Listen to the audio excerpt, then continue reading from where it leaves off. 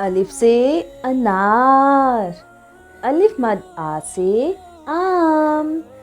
बे से बिल्ली, पे से पतंग।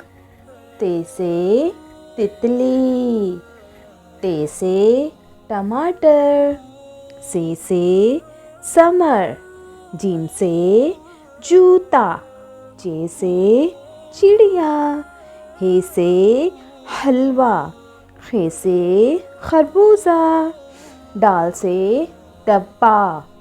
जाल से ज़ख़ीरा, रेल से रेलगाड़ी। रे से पहाड़, जे से ज़राफ़ा। ये से यालबारी, सीन से सेब। शीन से शेर, सौद से संदूक। तोए से तोता, जोए से ज़रूफ़।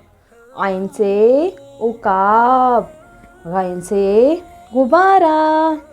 फे से फवारा, कॉफ से कलम।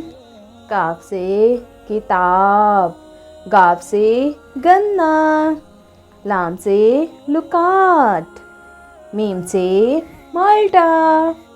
नून से नाक, वाव से वर्ती।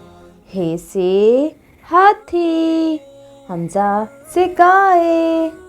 छोटी ए से याक, बड़ी ए से यक्का। If you like my channel, please like, share and subscribe.